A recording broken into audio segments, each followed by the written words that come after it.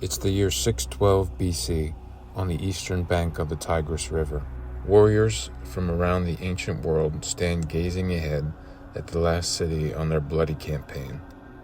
After generations of ruthless Assyrian dominance over the ancient Near East, the final moments of their reign are at hand. A vast military coalition of Babylonians, Medes, and Scythians now encircle the walls of Nineveh, the once mighty Assyrian capital, as the city faces its impending fall.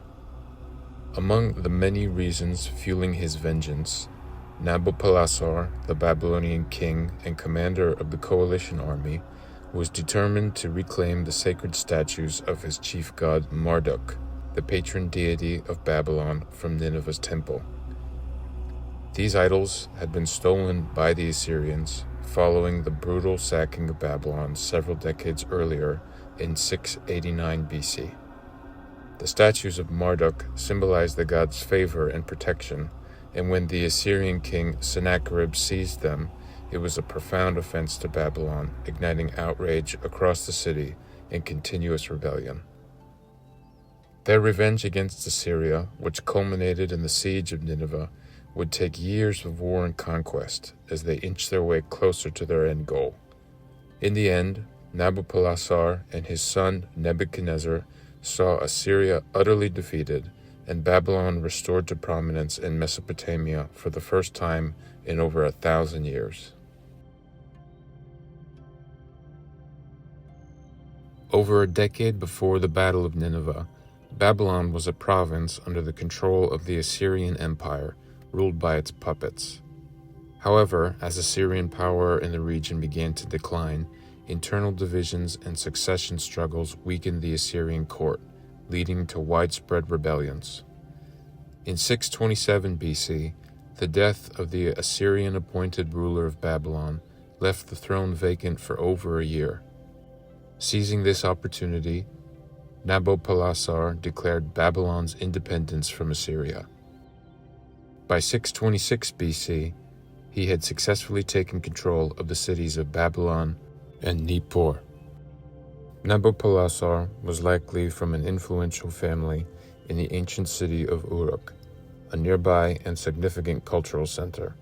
He was likely also a Chaldean, with close ties to the city of Babylon. On November 23rd of 626 BC, he boldly proclaimed himself the king or Sharu of Babylon by taking the hand of the statue of Marduk during the sacred Akitu festival. Nabopolassar declared that his kingship was sponsored by Marduk himself, and throughout his reign he emphasized his devotion to the patron god of Babylon.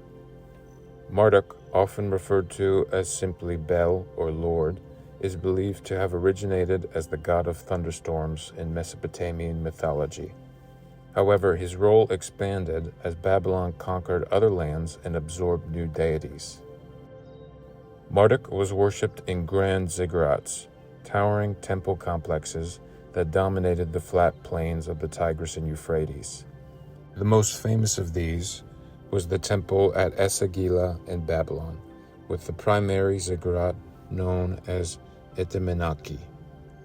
In Babylonian thought, the emperor himself was considered an avatar of Marduk, especially in the city of Babylon, which was regarded as a supernatural center. Over time, Marduk came to be associated with creation, order, and destiny.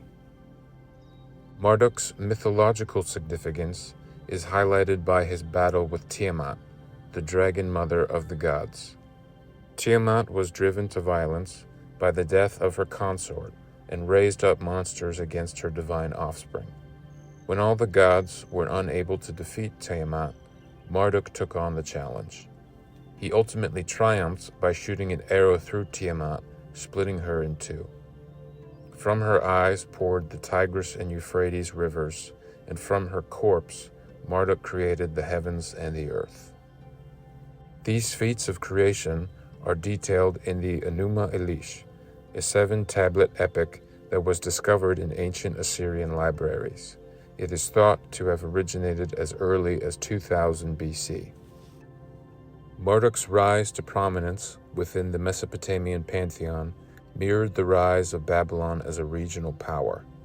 Hammurabi, the first ruler of the Babylonian state, played a key role in elevating Marduk to the chief deity of the city and cemented his status as the god of Babylon and king of the gods.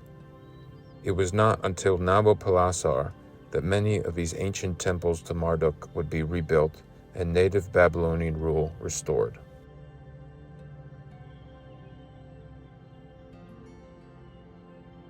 The new Babylonian uprising under the Chaldeans began favorably, though it would take 6 years to establish firm, independent control of Babylonia. The people of the region, the Chaldeans, spoke a Semitic language and originated in southern Mesopotamia, in the land of Kaldu. Despite their early success against the Assyrians, Babylon's advantage would soon dissolve into a prolonged conflict.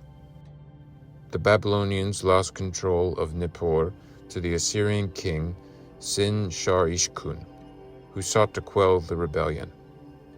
The Assyrians also launched an assault on Babylon itself, aiming to capture the rebels, but the Babylonian king narrowly escaped to his native city of Uruk.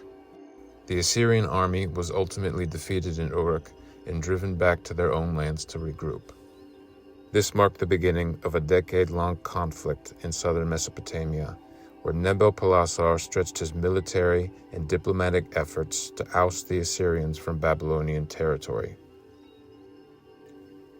By 620 BC, most of southern Mesopotamia, including the ancient regions of Sumer and Akkad that comprised the main cities of Nippur, Babylon, and Uruk, were under Nabopolassar's control. This marked the first unification of Babylonia since the reign of Hammurabi, the ancient Babylonian king. Though the Babylonians had driven the Assyrians out of lower Mesopotamia, they knew that Assyrian power was far from defeated, and they were eager to exact revenge on the city of Nineveh itself. However, Nineveh was the greatest city in the world at that time, and the seat of Assyrian power, ruling over Egypt, Mesopotamia, and Anatolia.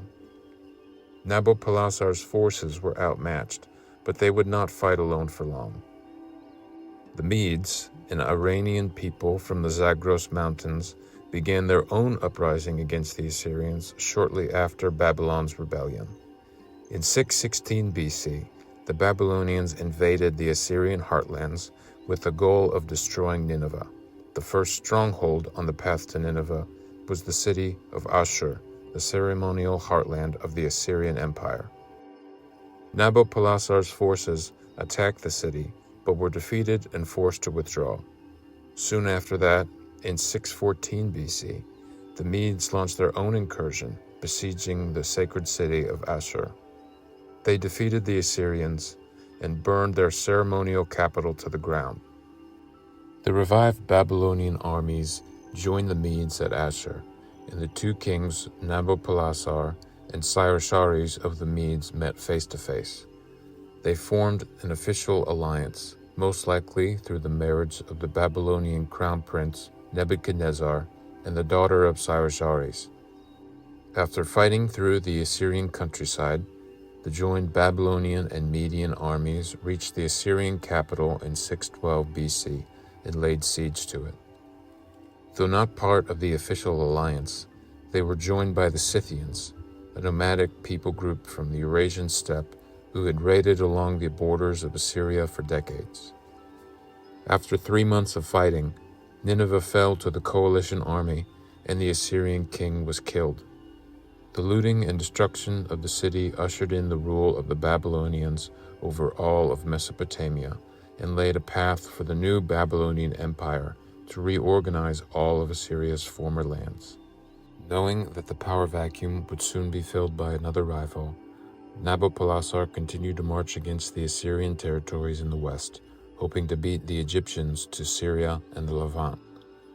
The disbanded Assyrians resisted at a new capital in Haran for another 2 years, but Nabopolassar, along with his son, the crown prince Nebuchadnezzar, destroyed their armies utterly in 610 BC. Shortly after Nebuchadnezzar's victory, His father Nabopolassar died in 605 BC, and the prince was brought back to Babylon and crowned the second king of the Babylonian Empire. Nabopolassar, throughout his rule, attributed his deeds and success to the love and worship of Marduk.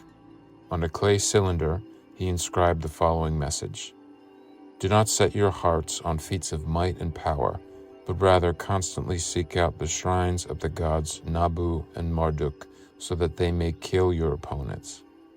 The god Marduk, the Lord, examines the mouth and observes the heart. So whoever is true to the god Marduk, his foundations will endure, and whoever is true to the god son of Bel will live forever."